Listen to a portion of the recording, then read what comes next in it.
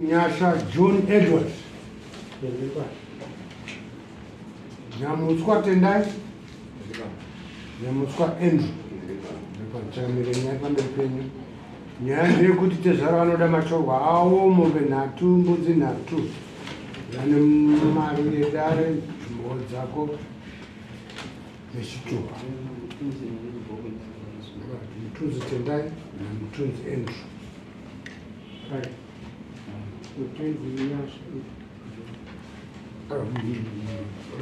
mutunzi Nyasha Nyamutswa Tendai Nyamutswa Andrew.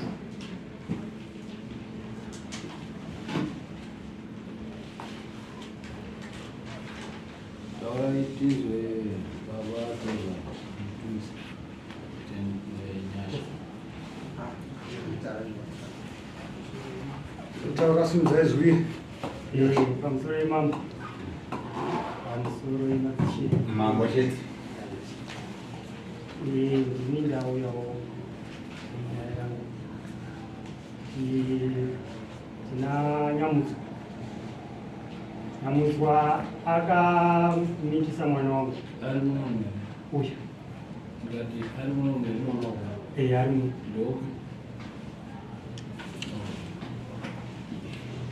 anonzi mwana wacho anonzi Medelina.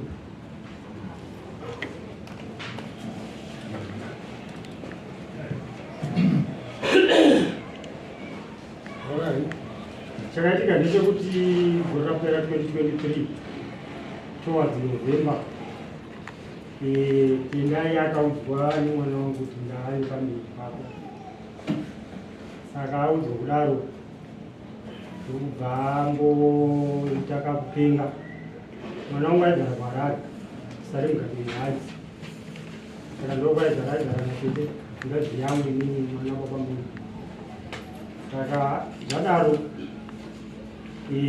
Medelina akataurira mainini munini namudzimai wangu vaigara kuchitungisa, saka ndobva ndaidzwa ikoko kuchitungisa ndobva ndaseko Tendai ndobva afonerwa kuti nyaya iri kuiziva here, ndobva atanga kupopotera muramono awapopotera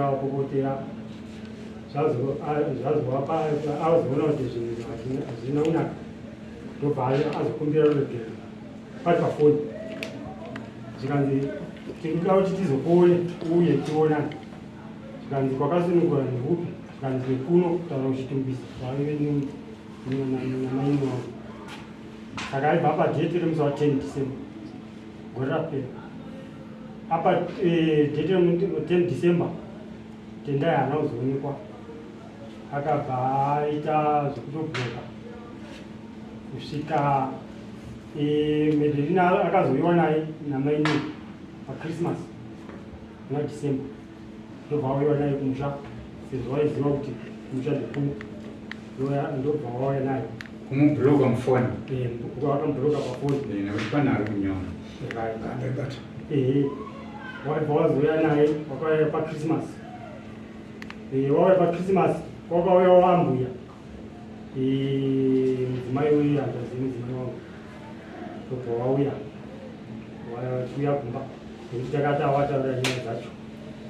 Saka musi wa 27 December iyi Medelina akaperekedzwa nhambwe nemwana wangu second born mukomana, ndobva aenda paNyamutswa padhuze zvokuti panogona kukwirwa kombi kana kufamba netsoka. Waenda wakasvika paina baba wacho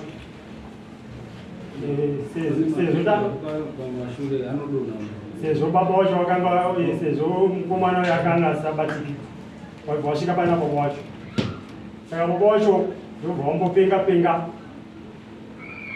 wachitopengera ambo zvavaripo ini ndiri kumba, ndobva wandifonera zvikanzi maunza munhu uyu kuno kuti zviite sei, ngaadzokere ikoko kumba. Ndakapindurana pafoni ndikati haasi kudzoka, achagara ikoko kusvika maita zvamuruda. Ndofunga vakazongoona kuti hazvisi kuita. Medelina achibva asiwa ikoko, mukomana wangu ndobva aenda Harare. Wakazouya musi wa 30 ndofunga wakazotsvaga Tendai uya wakanga wanaye musi wa30 zuva 30 kwakauya tete wacho nemuzukuru wemanyamusi wacho vachibva vauya kumba vachibva vati tauya namedherini tendai ariko kumba ati inini handigoni kugara nevakadzi 2 saka uyu ngaadzokere kumba kwavo achibva asara neumwe mukadzi waakanga ainaye. Saka wangu inini ndo akati handidi ndikwanisi kugara naye nevakadzi 2 asi nhumbu ndeyangu asi handikwanisi kugara nevakadzi 2. Zvadaro ndikati zvakanaka vana tete wakavaita $40 yavo yekuda kusiya mwana wangu. Ndikati inini zvakanaka zvamaita izvi asi inini panapa kana zvakadaro hapana chikafu chamedhiri pano, hapana achari anozoriritira mwana wenyu ari kudumbu memwana wangu. Saka zvitori nani kuti mudzokere naye. Wakanga wasina kuuya naye, wakanga watomusiya wachiuya kotaura sematauriro iwana. Ndikati zviri nani kuti mutogare ikoko kusvika zvese zvaitwa. Kana mwana wangu azosununguka totora mwana wedu motora hama yedu mutora hama yedu ndomatauriro andaita iwana. Zvakanaka tazvinzwa. Saka wakangoona kuti zvinhu zvacho hazvisi kuita wabva wadzokera wabva wagara. Mwana wangu akazosununguka musi wa11 July akasununguka neoperation. Tendai uya haana kumbouya kumakorokoto, haana kuzombobvira ambouya kubva musi wa30 iwoyo kusvika nhasi. Atotanga kuonera mwana wacho nhasi pano, atotanga kuita makorokoto ake nhasi pano kusvika nhasi. Isusu azosununguka mwana wedu takati mwana wedu asununguka ka. Saka zvatakataurirana zviya ngazvichiitika. Imimi mochitora mwana wenyu, inotora mwana wangu sematauriro atakaita. Natete waya wakauya futi wakauya nemombe yavo ne $40 futi. Zvikanzi aiwa tendai ati mukadzi ndimunda. Isi taiudzwa natete satina mumbopa chatakamotaura naye tendai wa. Ndikati kana ati arikuda mukadzi zvakanaka ngatanyoreswa malisti. Ndakanyoreswa malisti ngati nyorai. Asi tikati mombe yamaunza iyi haisi mombe yekurora, mombe yedamage. Ndo maitira zvakaita. Kuzobva ipapo kusvika izvozvi mwana ane 5 months hapana chati chaitwa. Tendai uya hanambobvira ambouya kumba nanhasi. Saka ndo nyaya yandinayo pano kuti mwana wangu akangogara mahara kumba kwavo wari kutomushandisa pasina wachiziva hawo kuti mwana wavo haasi kuda mwana wedu. Achiri kumusha wavo Ari kumba kwavo ivo. Saka ndo pandinongogumira ipapo. Paka achakadini nekuda kumbobvunza hangu kuti mwana wavo ane makore mangani? Mwana wangu inini ane 22 years.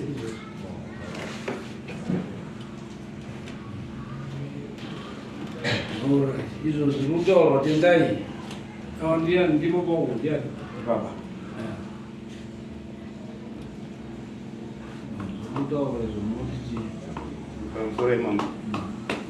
Andrew. Baba watendai.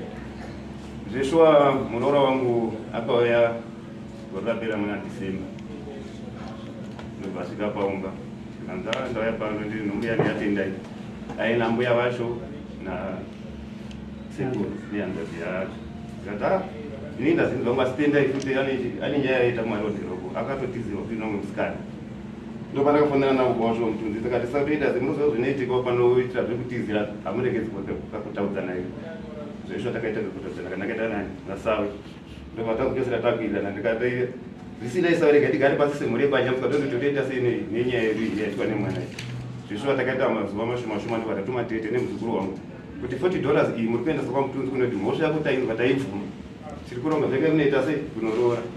Wongutendezva kuti hamisuda mukadzi tisagara pasi semhuri tonoiti toita sei asi rega atanga barika tigadzisona vagare vese. Ndazva zvakanaka. Tagara zvesho muroora wangu akasununguka mwana muroora. Ndopakazi vamutunzi mwana zvasununguka imi muchitora mwana wenyu inda kutora vangu tikata mwana ane 2 weeks zvinoita here sirike tigare pasi semhuri futi yepanyamuso nopatagara pasi semhuri tikati atitorei mambe mende sekuti kwamutunzi nemari yekunosumoti tiside mwana vako zvishuwa tete nemusukuru wakaenda kwamutunzi ndovatasvika pavatambirwa zvakanaka ndobva next day kurora yatakanyorwa namutunzi irisita zvintori naye yatakanyoredana saka takazoshamsika tichiona samani sichuya kuti tiri kuda kuti akomambo isati ukatamba nyaya hongu sewana vanenge vachinesa bariki asi rega atanga bariki ini muroora wangu hana problem naye ene vakagorero nanhasi ndingori naye takagara zvakanaka handanga nadambudziko naye but hanzika asati ambouyawo kuona mwana wemusha ipapo December to December makagara zvakanaka nemuroora muri ndingaite sei iye anenge achiti chirega tende kwari tendai mukadzi unomuda here chabiya kuti mukadzi unogoda munhu uchipedza gore rese usina kumuona chinonzi kuda unochiziva here kuda munhu kuita sei communication kuchengeta kunga wakadzidza saka unoti kuchengeta here mukadzi muchakada kuchengetwa sei pamusoro mangu ndikutisana kurecho aiwa timbobvunza kupindura mubvunzo vatanga kuti communication kuchengeta tikati mukadzi anochengetwa sei ibonzwe usati wataura nhoro nokuti vati iyi communication kuchengeta mukadzi anochengetwa sei tinoda kuti dare udzidziswe kana usingazii kuti hauzivi dare rokudzidzisa kuti mukadzi anochengetwa sei asi mazivo angu ine mukadzi anochengetwa kuirana mumba bonje kwemukadzi anoda kukwirwana saka waikwira here yasakwira mangu saka ugoti unochengeta sei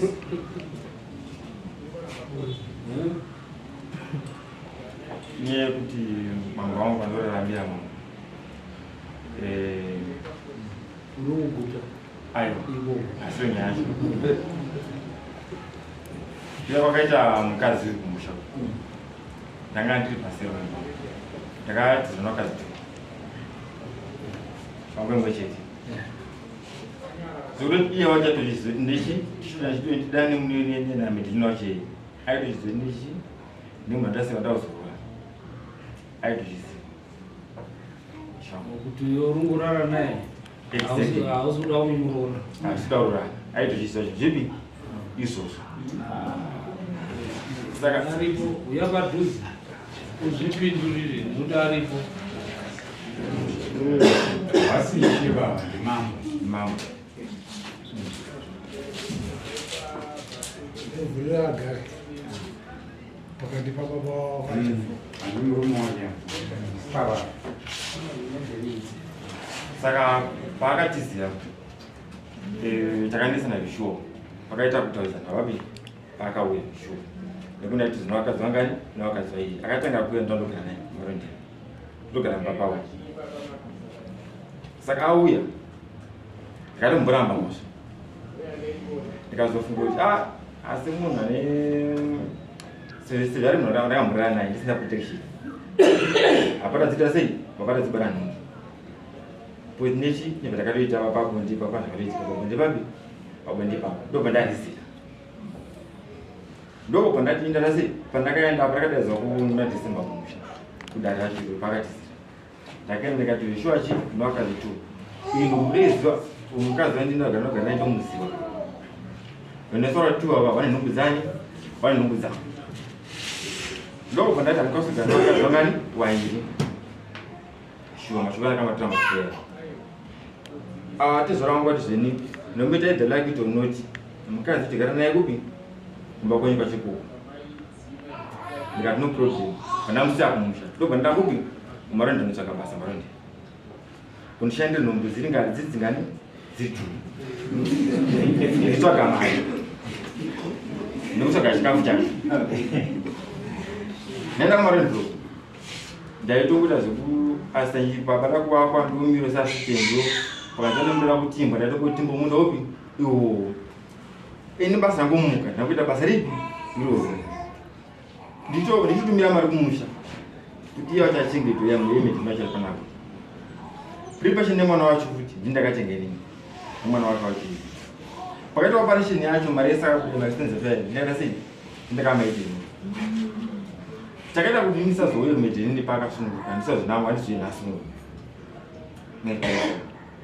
pakati operation medhenini mabasa ainesa uza mabasa ekunge uchitsvaga apo naapo kanonesa pakati operation ndakatokuita mari kuvanhu vakawanda papreparation yakati ndakakuita teaching mari ndoda kusvika posese munhu ana wakazwa ngani ana wakazwa iye ngani ndichibhalansa uku ndichibhalansa kuti kupi uku apa ndogaramba paite zvanorendo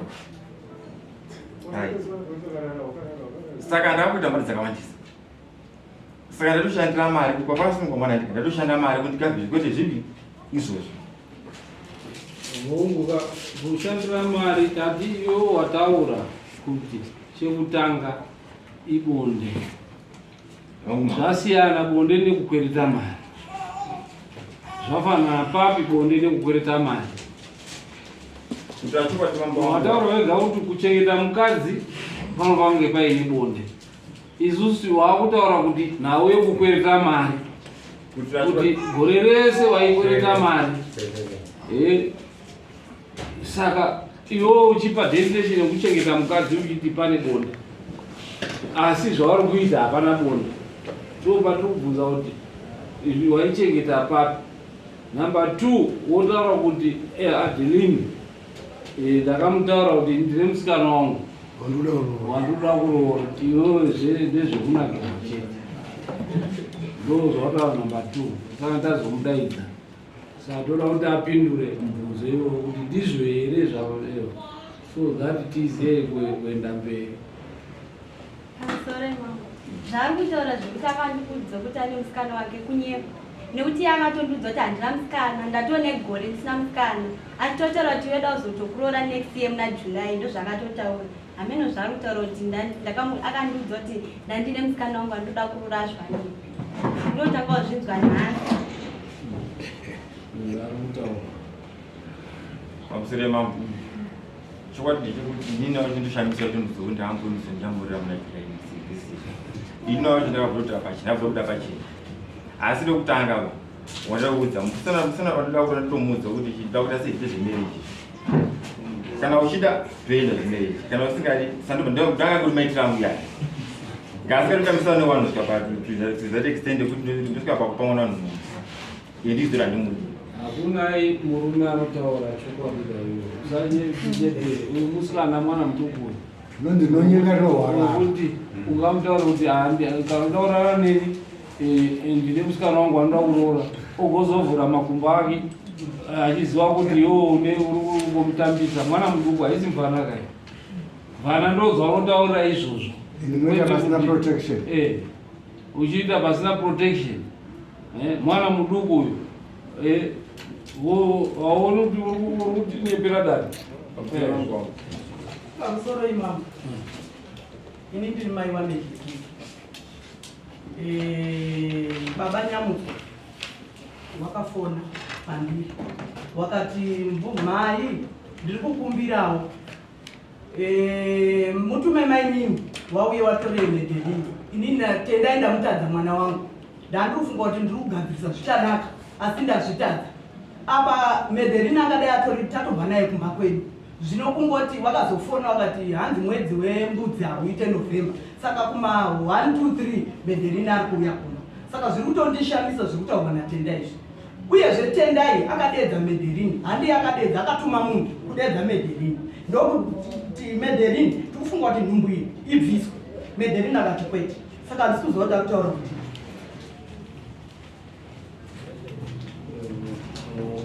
uzataure mashoko anogumbura vabereki nekuti ukaudaro uratidza kuti mwana uyu yakange uruzeza vaimutaura kuti uri kurara neni ndichiona zera racho izera rinenge rinotarisira kutoti ndinopinzwa mumba umu apo ndatobata jekipoti yangu apo Wota kuti ndaimutaura kuti ndine musikana ndinoda kuroora ndingoita hamune zvechikuru. Usikuona kuti uri danga iri mvana ndo yatingataura kuti vanobva kuti tiri kutamba. Pamusoro imamo ndo zvinoratidza kuti mukwasha wakutsotsi. Isisi tichinzwa kana future yacho haana kana sendi rakabvisa mari yekuoperation, hapana kana sendi rakabvisa. Mai wake uyu anoratidza kuti nditetongo aituza zvese, uye zvaanotaura kuti hanzi inini ndakamuudza kuti ndaione iye akadanana nemwana wangu achiri kusekondari kuchikoro. Ndakamboita SDC wake uyu ndokwaaidanana nemwana wangu uyu. Waakazodanana naye wariti mukadzi wangu uye sei akazozvara mashure meuyu after 2 months uyu wangu atova nemwana zichireva kuti wake uyu ari kutaura uye anga ari mumashure ende futi ari kunyepa kuti anogara pamba patezvara wake uyu. Ndo zvinoratidza kuti itsotsi. Saka nditori tsotsi nanhasi atotanga kunyepera panapa uyu. Okay. Kubhadhara chiiti ngaeke. Kuti udhirane tsotsi. Itsotsi. Mombe nhatu nembudzi nhatu. Mambo chokwadi mamira zvakaita ngezvemombe nhatu nembudzi nhatu. Imwe yawarudiya wakapiwa yamene zvaakuna mambo kwaitambira. Asi ndo dzinofanira kunge dzabviswa.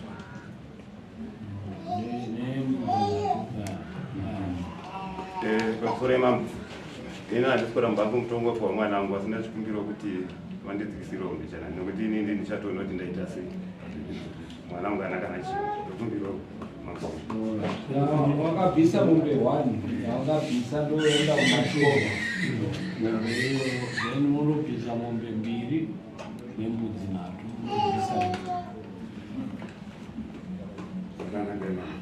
unozvibvisa rini ndachikumbiro kuti tikaita 3 months toendesa mombe nembudzi toita kuti dzimwe 3 months toendesa mombe nembudzi isapedze kutonga ndizona ndichikumbira vanonzwisisa ngati iwe vanoti uri kutora mutoo wekwanu mushobo wekwanu very understanding. We are lucky to have a father like him, very understanding. Anowakiridza nevanhu vaanogara navo and so. Okay. Makosi haticharemedzera. Ndibaba vari kutondobhadhara zvinhu makosi enyu hatichati munondobvisa ndava ndibaba vari kutondodii vakutondobvisa muhomwe vavo kuti vakuripire. Hapana makosi anowera mochindoita zvamataura 3 months moripa zvipero. Iyo mari ndeyekudeka mwana wenyu imi vana vaduku musanyengerwe nemboro muchitasiya zvikoro nechi munorwadzisa vabereki ndekuti hakuna zvakunosvitsa. Uri kuona uyu anga aine musikana wake dhuze musikana wake ndiye anosenza. Musikana akada musikana iye kana kuti ane vabereki vane mari zvaanoda kuti anogara pamba pevabereki anoda kuchengetwawo. But nawe kuti vana vadoko muri kumhanyira kundoda mboro kudarika dzidzo munoremedza vabereki venyu mosiyiwa mamvana muchishupika newana. Dzidzai chikoro vana vadoko. Siyanai nezvedzimba izvi zvemaponde, siyanai nazvo. Tanga wadzidza zvinoti kuti unyengerwe nezvifana zvinorembedza mabhurukwa. Mamutaura eva 3 months. Saka musi wa 20 February fanele mabvisa mombe 1 nembudzi 2. Mbudzi 2.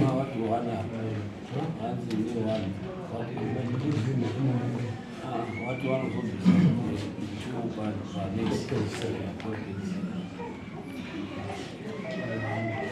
saka musi wa 30 May ndo pamunotsa mombe 1 nembudzi 2. She's okay.